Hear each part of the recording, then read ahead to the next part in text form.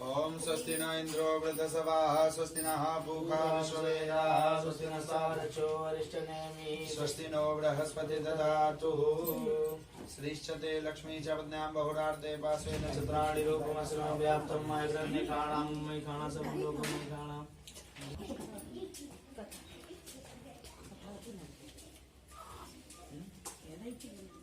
बलि राजा दानवेन्द्रो महाबला तेन त्वां प्रतिपदनामि रक्षे माचल माचल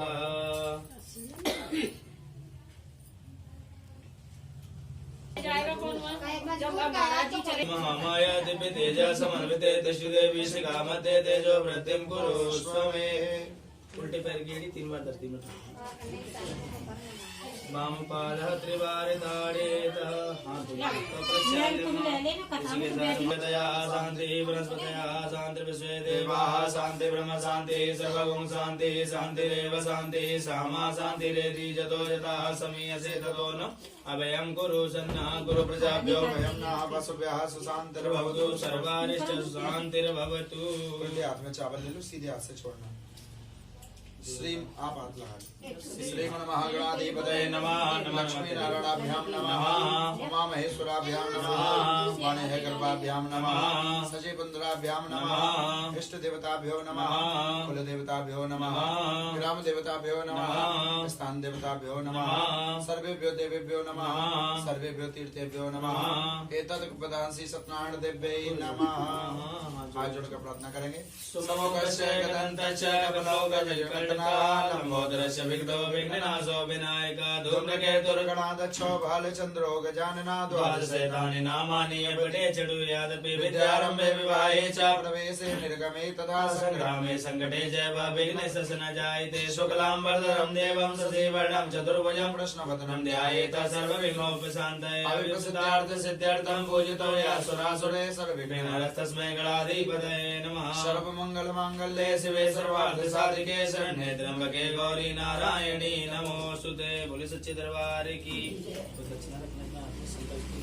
ओम तत्र विष्णु तथावारो नक्षत्रं विष्णुरेव च योगस्य करणं विष्णु सर्वं विष्णुर्मयं जगत्। हाथ लगा नीचे। बोलो विष्णु विष्णु विष्णु श्रीमद्भगवते महापुरुषस्य विष्णुराज्ञा परत्वानस्य द्वारः कल्पे वैवस्वन्तरमने अष्टाविंशतितमे कलियुगे कलिपतम चण्डे जम्बूद्वीपे भरतखण्डे आर्यावर्त देशान्तर्गते दशम्यां तिथौ अमुक नाम ने अपना नाम लो। पूष मासे अहम श्रुति स्मृत प्राणोत फल प्राप्ति अर्थम कन्या रत्न प्राप्त हितात्नाम श्री सत्यनारायण भगवान व्रत कथायाम संकल्पम करिष्ये। अपना अपने गोत्र का नाम लेकर रख दो। करिष्ये करिष्यामहे ओम जजागतो दूरमदैत देवतदुषुदेवेति दूरंगम ज्योतिकां ज्योतिरेकं धन्मे मनः शिव संकल्पमस्तु।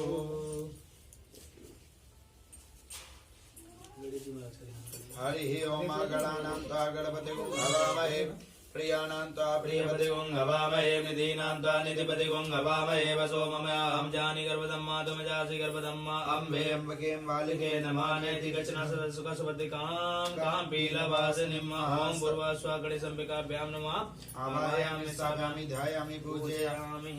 गौरी मैया का ध्यान करो। सर्वमंगल मांगल्ये शिवे सर्वार्थ साधिके शरण्ये त्र्यंबके गौरी नारायणी नमोस्तुते। सर्वमंगल मांगल्ये शिवे सर्वार्थ साधिके शरण्ये त्र्यंबके गौरी नारायणी नमोस्तुते। जयंती मंगला काली भद्रकाली कपालिनी दुर्गा क्षमा शिवा धात्री स्वाहा सदा नमोस्तुते। ओम भूर्भुवस्सुः गौरे नमः आवाहयामि स्थापयामि ध्यायामि पूजयामि। पृथ्वी मैया का ध्यान करेंगे। प्रथम तया दता लोका देवी त्वं विष्णुर्ता त्वं चधारे मां देवी पवित्रं कुरु चासनं समुद्र वसने देवी पर्वते सनमण्डिते विष्णुपत्नी नमस्तुभ्यं पादे स्पर्शं च मस्वमे। बोलो पृथ्वी मैया की जय। ऐसे हाथ लगा लो। समुद्र वसने देवी पर्वते सनमण्डिते विष्णुपत्नी नमस्तुभ्यं पादे स्पर्शं च मस्वमे। गुरु महाराज का ध्यान करेंगे। गुरुर्ब्रह्मा गुरुर्विष्णु गुरुर्देवो महेश्वरा गुरुर् साक्षात् परम ब्रह्म तस्मै श्री गुरुवे नमः। अखण्डमण्डलाकारं व्याप्तं येन चराचरं तत्पदं दर्शितं येन तस्मै श्री गुरुवे नमः। हाथ जोड़कर प्रार्थना करेंगे। ध्यान मूलम गुरु मूर्ति पूजा मूलम गुरु पदम मंत्र मूलम गुरु वाक्यम मोक्ष मूलम गुरु कृपा। सदगुरुदेव भगवान की मंडल भगवान का ध्यान। ब्रह्मा मुरारी पुरांतकारी भानु शशि भूमि सुतो दश गुरु शुक्रा शनि राहु केतवा सर्वे ग्रहा शांतिकरा भवन्तु। ओम भूर्भुवस्सुः श्री नवग्रह मंडल देवताभ्यो नमः। वायामि स्थापयामि ध्यायामि पूजयामि। 16 मातृकाओं का ध्यान करो जो हमारी 16 कुल देवी होती हैं। गौरी पद्मा सची वेदा सावित्री विजया जया देवसेना सुरा स्वाहा मातिरो लोक मातिरा दत्रपुष्टे तथा तुष्टिर आत्मना कुल देवता गणेशनाधिका हेता वृद्धो पूजा षोडशा। बोले षोडश माता मैया की जय। नारायण भगवान का ध्यान करो जिसमें हिंदू धर्म के 33 कोट देवता निवास करते हैं। कल सत्समुखे विष्णु कंठे रुद्र समाश्रिता मूले तस्थितो ब्रह्मा मध्ये मातृगणा स्मृता कोशोदु सागरा सर्वे सप्तदीपा वसुंधरा ऋग्वेदो यजुर्वेदा सामवेदो अथर्वणः। बोले कलश नारायण भगवान की। आजा आजा माल्यादेनी सोनी मालत्या राम मैं सब जग जानी करा हूँ प्रणाम जोरे जुग पानी। राजा रामचंद्र भगवान की जय। हनुमान जी महाराज का ध्यान करें।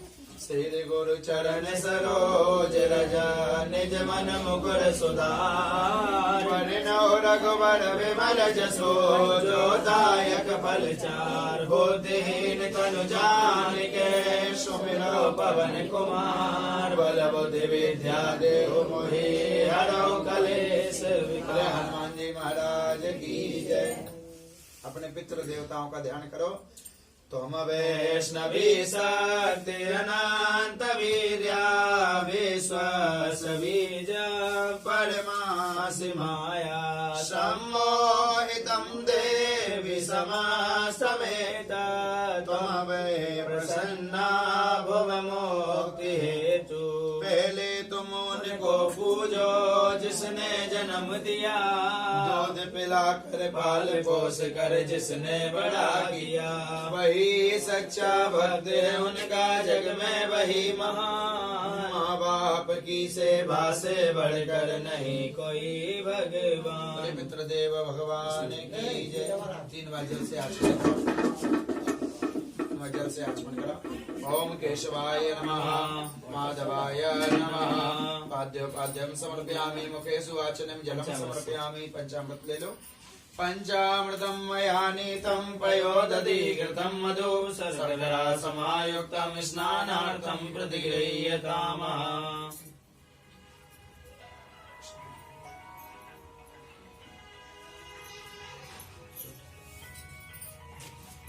ओम शुद्ध बाला सर्व शुद्ध बालो मणिबाला आवलिप्तान भोरूपा पार्जन्या।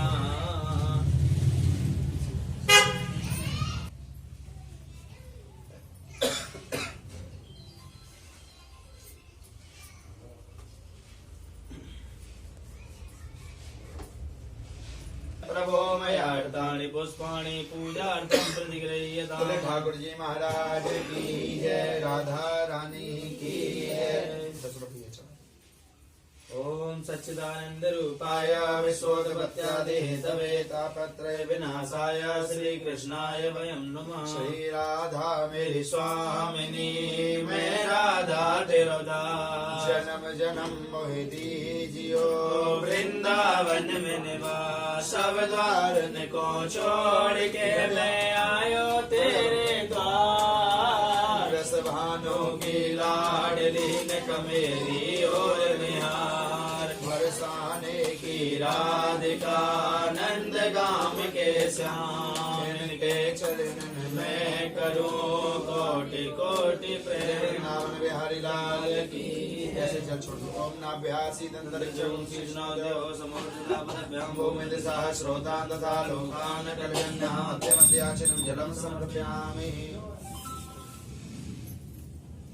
लक्ष्मी नारायण भगवान का ध्यान करेंगे। शांतागारम वज्रशयनम पद्मनाभम नावं सुरेशं विश्वाधारं गगनसदृशं मेघवर्णं शुभांगं लक्ष्मीकांतम कमलनयनम योगविद्यानिगम्यं वन्दे विष्णुभवहरं सर्वलोकैकनाथं। महालक्ष्मी नमस्तुभ्यां नमस्तुभ्यां सुरेश्वरी हरिप्रिय नमस्तुभ्यं नमस्तुभ्यं दयानिधे। लक्ष्मी नारायण भगवान की। शंकर भगवान का ध्यान करेंगे। भवानी के स्वामी वृषभ नवगामी सिर जटा विराजी है गंगा बेवत नित भंगा करन सो की धारे है चंदा करत नित दंगारन सो दया की जय भोले दास तुम्हारी शरण है शिव समान दाता नहीं विपद विदारण हार लज्जा सबकी राखियो वरदा वरदा के असवार। बोले लक्ष्मी नारायण भगवान की। शंकर भगवान की। हाय गिरि नंदनी निनंदित मेदिनि वेश विनोदिनि नंदनुते गिरवर बिंद सिरो विंदसिरोधिनि वासिनि विष्णु विलासिनि जिष्णुनुते भगवती है सतकंठ कुटुम्बनि भूर कृते जय जय हे महिषासुर सासुर मर्दिनी। रम्य कपर्दिनि शैल अपने हाथ में चावल फूल लेना। खाली अक्षत पानी सुनी जाती। सभी लोग आपस में तिलक कर लेंगे। थोड़ा जल डाल सब लोग तिलक कर लियो। चावल फूल ले लेना। खाली अक्षत नहीं सुनी जाती। बड़े ऐसे लेकिन भगवान प्रेम से प्रकट होते हैं और भगवान कहीं नहीं रहते, ना स्वर्ग रहते, ना वैकुंठ में रहते, ना मृत्युलोक में रहते। भगवान भक्तों के हृदय में रहते हैं। तो आइए भगवान को प्रकट करेंगे।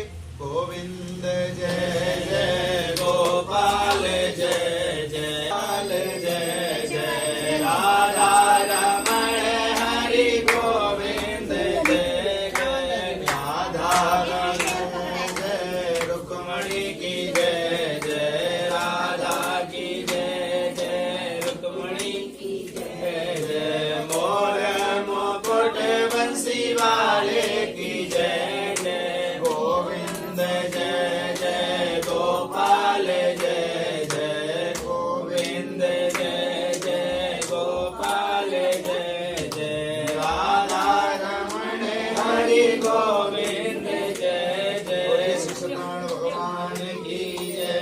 प्रथम अध्याय पहला अध्याय सब ध्यान से सुने।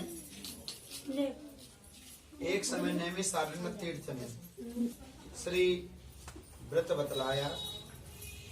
आज सभी लोग चावल फूल ले लें। खाली हाथ नहीं सुने और शांति बना। नैमी सारंग पावन क्षेत्र में श्री सूत जी महाराज सौनकादिक ऋषियों के लिए धर्म में विस्तार कर रहे हैं और आज श्री सत्यदेव का वाचन कर रहे हैं। तब देवों के इस श्री नारद जी ने एक प्रश्न किया। बोले प्रभु, इस कलिकाल में वेद विद्या से रहित मनुष्यों को प्रभुभक्ति किस प्रकार मिलेगी तथा उनका उद्धार कैसे होगा। तब देवों के इस नारायण ने कहा कि बोले नारद जी ने कहा कि जगत में जीवों का कल्याण किस भांति हो सकेगा। कोई ऐसा उत्तम व्रत बतलाइए जिससे थोड़ा सा करने पर ज्यादा पुण्य फल की प्राप्ति। बोले एक पावन व्रत है जो आपको श्री नारायण की शरण में जाकर प्राप्त होगा। आज संत नारायण श्रीमन नारायण नारायण नारायण लक्ष्मी नारायण नारायण नारायण सत्य से ही श्री नारद जी नारायण भगवान की शरण में पहुंचे, जहां पर देखा कि क्षीर सागर में भगवान शेष की ना तो मंत्र जानता हूँ, ना मुझे तंत्रों के ज्ञान है, ना मुझे कोई भ्रम है और ना मेरे पास कोई धन है। लेकिन प्रभु मैं आपकी शरण में आना चाहता हूँ। मैं परिवार का पालन करूँ तो करूँ कैसे। मैं पिता हूँ, मेरी परम जिम्मेदारी बनती है अपने बच्चों का पालन करना। जैसे ही यह कहा, बोले तो आप दुखित क्यों होते हो। बोले दुख का विषय ये है कि 5 दिनों से मेरे घर भोजन नहीं बना है। बोले आप चिंता ना करो, आप एक काम करो, सत्यनारायण भगवान का व्रत कथा का संकल्प करो। बोले प्रभु आप कहते हो संकल्प करो, संकल्प करूंगा तो मुझे व्रत करना पड़ेगा, संकल्प में तो मैं बंध जाऊंगा, जीव बंध जाता है संकल्प में। बोले प्रभु मुझे करना पड़ेगा, मैं कैसे करूंगा, मेरे खुद खाने को भोजन नहीं है और आप कहते हो सत्यनारायण भगवान का व्रत करो। बोले आप निश्चिंत रहो, व्रत का संकल्प तो करो। बोले ठीक है। उसने कहा मेरे पास कुछ सामग्री तो है नहीं, हाथ में जल लेकर संकल्प कहा और कहा अगर मुझे आज मैं भिक्षा में जा रहा हूं, मुझे जो भी धन प्राप्त होगा उस समस्त धन को सत्यदेव की पूजा में लगा दूंगा, लेकिन मुझे जो भी प्राप्त होगा तभी लगाऊंगा, अन्यथा मैं इस व्रत को नहीं कर पाऊंगा। जैसे ही भिक्षा मांगने के लिए चले, आज नगर भ्रमण पर चले हैं तो क्या देखा, आज नगर भ्रमण में जब चले हैं तो गा रहे हैं श्री कृष्ण गोविंद हरे मुरारी, हे नाथ नारायण वासुदेवा। श्री कृष्ण गोविंद हरे मुरारी, हे नाथ नारायण वासुदेवा। जैसे ही भिक्षा मांगने के लिए चले हैं तो आज नगर में सब माताओं बहनों ने कहा बोले लो बाबा ये धन ले जाओ, ये सीधा ले जाओ, ये आटा दाल ले जाओ। अब तो बड़े प्रसन्न हुए, जो पहले कुछ नहीं मिलता था, द्वार बंद कर लेती थी, आज उन्होंने अपने द्वार खोलकर बुला बुला कर मुझे कहा ये प्रसाद ले जाओ। वह समझ गया ये सत्यदेव का जो संकल्प किया था उसकी लीला है। उसने जाकर समस्त सागर कुछ सामग्री बाजार में बेची, धन अर्जन किया और जो भी सामग्री थी सबसे सत्यदेव का व्रत पूजन किया। अब उसने निश्चय किया, उसे आनंद होने लगा। उसने कहा महीने 2 महीने में तो लोग व्रत करते हैं, अब मैं हर दिन सत्यनारायण भगवान का व्रत करूंगा। अब तो उसके दिन घर में हर दिन पंजीरी का प्रसाद और चरणोदक सदैव बनता है और रोज कथा कीर्तन होते हैं। अब जब रोज कथा कीर्तन होते हैं तो उसी के साथ में अब तो सुंदर महल बन गए। एक दिन वहां से उसका एक मित्र निकला जो लकड़ियां बेचता था, दोनों ही निर्धन थे। उसने देखा ये तो वही ब्राह्मण है जो मेरे साथ भिक्षावृत्ति करता था, इसके पास व्यापार के लिए भी कोई साधन नहीं था, ये तो बहुत बड़ा धनवान हो गया, क्या मिला है इसे। लोगों की उत्सुकता हो जाती है जानने की। वह गया और उससे पूछता है प्रभु अगर गुरु संग कपट मित्र संग चोरी कह भय निर्धन कह भय कोड़ी। प्रभु मैं आपसे जानना चाहता हूँ, देखिए मैं आपसे बहुत विनती करना चाहता हूँ, मैं आपका मित्र हूँ, मित्र से बैर नहीं, कपट द्वेष नहीं रखना चाहिए, मुझे आप खुलकर बताइए आपको क्या करने पर यह धन अर्जन हुआ है, परिवार का पालन हो रहा है, सब सुख भोग रहे हो, एक राजा की भांति रह रहे हो। बोले मैंने सत्यदेव का व्रत धारण किया था। बोले तो क्या मैं भी कर सकता हूँ? बोले बिल्कुल कर सकते हो। आज वह चला और उसने निश्चय किया कि लकड़ियों को बेचने पर जो भी धन प्राप्त होगा उसी से समस्त सामग्री लेकर भगवान का व्रत करूंगा। वह लकड़हारे ने लकड़ियों को बेचने चला है और उन लकड़ियों का दाम पहले से चौगुना मिला। पहले 1 रुपए की बिचती थी, आज 4 रुपए की बिची।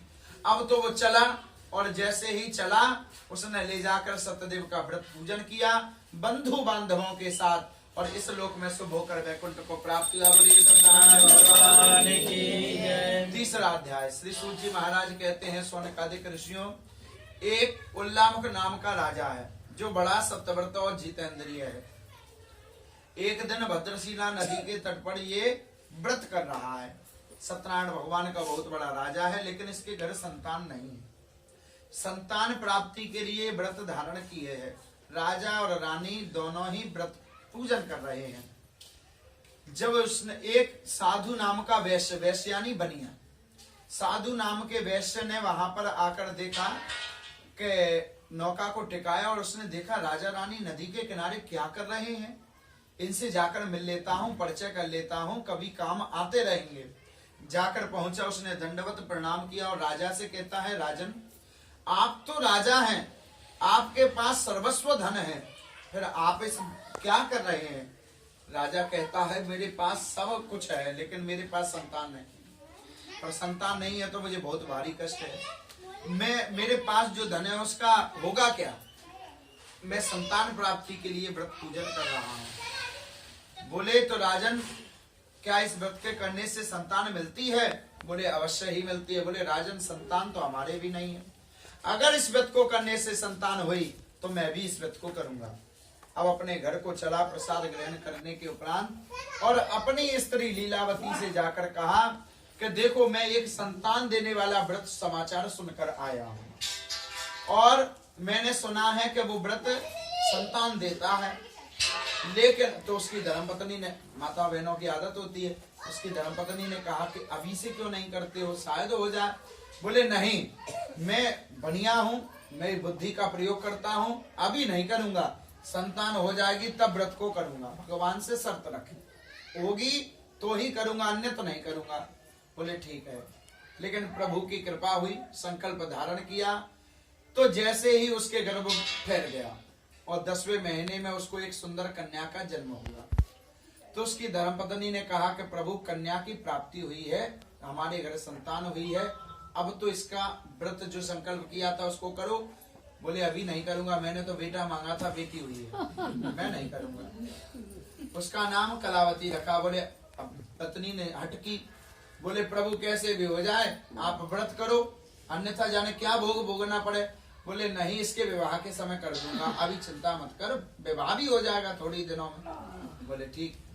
चलता रहा सिलसिला। धीरे धीरे धीरे धीरे उसकी कन्या विवाह के योग्य हो गई। विवाह के योग्य हो गई, सुंदर वाणिक पुत्र से विवाह किया, बहुत दान दहेज दिया। लेकिन उसकी धर्मपत्नी ने कहा प्रभु इतना शादी में खर्च कर रहे हो, 200-400 में क्या जाता है, एक भगवान का व्रत पूजन करो।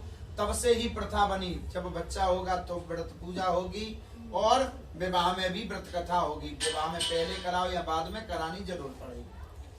तो बोले कि प्रभु ऐसा क्या करें। उसने कहा, उसके पति ने कहा कि अभी तो विवाह में बहुत खर्च हुआ है, आगे जाके करेंगे। बोले प्रभु एक छोटा सा व्रत है, उसे संकल्प को पूरा करो, अब बेटी का कन्यादान हो रहा है। बोले नहीं, मैंने कहा ना इसके विवाह के बाद, अब बाद में करूंगा। बोले ठीक है। विवाह भी हो गया। अब सत्यदेव रुष्ट हो गए और श्राप दिया, जा तुझे दारुण दुख प्राप्त होगा। उसकी कन्या कलावती अपने पति को लेकर आ गई और पीहर में रहने लगी, रहवास हो गया। अब एक दिन साधु नाम का वैश्य बोला, बोले प्रभु देश अपने दामाद से कहता है, देश चोरी परदेश भीख बराबर है, एक काम करो, घर में कब तक पड़े रहोगे, बाजार में चलो, हम दोनों व्यापार करेंगे। बोले क्या व्यापार। बोले चलो आज राजा चंद्रकेतु के नगर में व्यापार करने के उद्देश्य से दोनों चल। जब दोनों राजा चंद्रकेतु के नगर में व्यापार करने चले हैं तो महाराज जरा देखिए, इधर दोनों वैश्य इधर चल दी और इधर इनकी पत्नियों की क्या दशा हुई। इधर घर पर जो रखा था वे चोर चुरा कर ले गए, कर्ज हो गए, और उसके बाद जो महलों में वास करते थे वे झोपड़ियों में आ गए, और जो 56 भोग नित्य किया करते थे आज वे सूखे टुकड़ों के लिए तरसने लगी, इधर उधर भटकने लगी, मांग करने लगी। एक दिन, अब पहले प्रथा थी गांव की कोई बहन बेटी तो सबकी बहन बेटी, आज तो खुद की बहन बेटी नहीं तो गांव की बहन बेटी क्या होगी। जैसे ही चले तो गांव में प्रथा थी कि कोई भी गांव की बहन बेटी उसको बुलाकर भोजन करा दिया। तो अब वहां पर कन्या कलावती रहती थी। अब उसने सोचा, एक ब्राह्मण के यहाँ कथा हो रही थी, उसने पूजन किया, भूख से व्याकुल थी और सत्यदेव की कथा सुनकर कहती है, बोले मैं भोजन ग्रहण करना चाहती हूँ। गांव वालों ने भोजन कराया, रात को घर आई। माँ ने पूछा कि बेटी अब तक कहाँ रही, बात तेरे मन में क्या है। वह कहती है, माँ मेरे मन में कोई विचार नहीं, लेकिन मैं एक व्रत सुनकर आई हूँ जो बड़ा चमत्कारिक व्रत है, सारे मनोरथ पूर्ण करता है, यदि हम उसको धारण करें तो। बोले सुनो बेटा, कैसे वो व्रत किया जाता है। बोले माँ पूर्णिमा के दिन यदि व्रत किया जाता है तो वो परमात्मा के लिए है, घर की सुख समृद्धि के लिए है। अमावस्या के दिन यदि यह व्रत किया जाता है तो अपने पितरों की आत्म शांति के लिए है, जो 1 वर्ष के लिए अमावस्या व्रत कथा कराते। तो माँ हमारे सारे मनोरथ पूर्ण हो जाएंगे। बेटी ने कहा ठीक है। माँ कहती है, बोले बेटा तेरे पिता ने एक व्रत तो बोला था तेरे जन्म के समय, क्या पता उसी से हमें दुख हो रहा हो। बोले शायद। बोले ठीक है। अब दोनों ने व्रत का इधर निश्चय किया और इधर क्या हुआ कि राजा चंद्रकेतु के नगर में व्यापार करने चले दोनों वाणिक पुत्र। और जब व्यापार करने चले हैं तो इधर राजा के दूत इनको पकड़ कर ले गए चोर समझकर, और चोर समझकर ले गए और कठिन कारावास में डाल दिया। अब तो पुरानी दशा को याद कर कर रोने लगे, भूख से व्याकुल होने लगे। तब इधर सत्यदेव का व्रत पूजन लीलावती और कलावती कर रही हैं। तब भगवान प्रसन्न हो गए, और भगवान प्रसन्न हो गए। अब एक विचार करना, ना भगवान पंजीरी लेने आते हैं, ना चरणामृत लेने आते हैं, ना मिठाई, ना फल, ना फूल, ये सब कौन लेता है? हम लोग, हम ग्रहण करते हैं भोजन प्रसाद। भगवान सिर्फ भाव का भूखा है। आज जैसे ही सत्यदेव प्रसन्न हो गए और राजा चंद्रकेतु को स्वप्न में दर्शन देकर कहा, राजन, जिन दोनों वैश्यों को तूने कारावास में डाल दिया है, ये दोनों वाणिक पुत्र हैं, इन्हें कैद से मुक्त कर देना। यदि कैद से मुक्त नहीं किया तो मैं तेरा धन, राजपुत्र आदि सब कुछ नष्ट कर दूंगा। और भगवान स्वप्न देकर अंतर्ध्यान हो गए। दोनों आज ससुर जमाई अपने नगर को यात्रा आरंभ करते। बोलिए सत्यनारायण भगवान की जय। चौथा अध्याय। इधर भगवान ने विचार किया कि इनकी पत्नियों ने धर्म को जाना है, अभी इन्होंने नहीं जाना, अब इनका परीक्षा लेने जाता हूँ। नाव में बहुत धन भरा है। भगवान ने आकर एक साधु का वेश बनाया और उससे आकर पूछते हैं, भाई तेरी नौका में क्या भरा है? राम राम भाई साहब, कहाँ जा रहे हो? तुम्हारी नौका में क्या है? हे सज्जन पुरुष, अब किसी के पास धन हो तो वो राम राम भी करना भूल जाता है। धन के महाराज, धन हो ना हो, धर्म की ओर हमें सजदेव रहना चाहिए। आज जैसे ही चला तो भगवान से कहता है, क्यों, क्या धन लेने की इच्छा है? मेरी नौका में तो बेलपत्र भरे हैं। भगवान ने कहा, जैसा तू कहे वैसा सत्य हो, और वहां से चले गए। अब तो नाव को देखा कि नाव जो धन से परिपूर्ण थी उसमें लता पत्रा हो गए। अब व्याकुल होकर रोने लगा, मूर्छित हो गया। बनिया को सबसे ज्यादा प्रेम अपने धन से होता है, तो वह कहता है कि हे प्रभु, अब ये क्या हुआ? हंसाकर क्यों रुलाने लगे? हे प्रभु, मुझे कष्ट हुआ है, एक काम करो, मुझे जैसे पहले था धन वैसे ही भर दो। भगवान प्रसन्न हो गए, भगवान की शरण में गए। भगवान ने कहा, जा तुझे धन की प्राप्ति होगी। दोनों अपने नगर को आने लगे, ढोल नगाड़े बजने लगे। दोनों लीलावती और कलावती सत्यदेव का पूजन कर रही हैं। समाचार सुना तो लीलावती ने अपनी कन्या कलावती से कहा, बेटा मैं अपने पति के दर्शन को जाती हूँ, तो कार्यपूर्ण शीघ्र आ जाना। माँ के ऐसे वचन सुनकर कन्या कलावती पूजन कर रही थी। अब उसका भी पति आया था। अब वो अपने इस प्रसाद को त्याग कर और पति दर्शन को गई। जैसे ही प्रसाद को त्याग कर पति दर्शन को गई, भगवान रुष्ट हो गए। और भगवान रुष्ट हो गए तो भगवान ने आज उसके पति को नाव सहित पानी में रो दिया। कलावती अपने पति को न देखकर रोती हुई जमीन पर गिर पड़ी और कहने लगी, अब तो मैं सती होंगी। पिता दुखित हो गया, एक पैर पर खड़े होकर प्रार्थना करने लगा, मेरा कोई न सहारा बिना तेरे, गुरुदेव सवरिया मेरे, मेरा कोई न सहारा बिना तेरे, गुरुदेव सवरिया मेरे। आज भगवान प्रसन्न हो गए और आकाशवाणी हुई, हे साधु, तेरी कन्या मेरे प्रसाद को छोड़कर आई है। यदि वे घर लौटकर प्रसाद खाकर लौटे तो इसे इसका पति अवश्य मिलेगा। कन्या घर पहुंची, प्रसाद ग्रहण किया और लौटकर आई तो जो जैसे था पहले वैसा ही हो गया। फिर अंत काल में शुभ होकर मोक्ष को प्राप्त हुए। बोलिए सत्यनारायण भगवान की जय। 5वां अध्याय। श्री सूत जी महाराज कहते हैं, शौनकादिक ऋषियों, एक तुंगभद्र नाम का एक राजा है, प्रजापालक मलिन, बहुत आनंदित राजा है। एक दिन वन शिकार के लिए वन्य प्राणियों को मारने के लिए चला। वहां से लौटा तो उसने देखा कि कुछ बच्चे भगवान का पूजन कर रहे हैं। उन्हें देखकर कहता, राजा के सामने प्रसाद रखा। उन्होंने प्रसाद को त्याग कर अपनी नगरी को चला, और नगरी को चला तो उसने देखा कि भगवान ने सब कुछ जलाकर राख कर दिया है।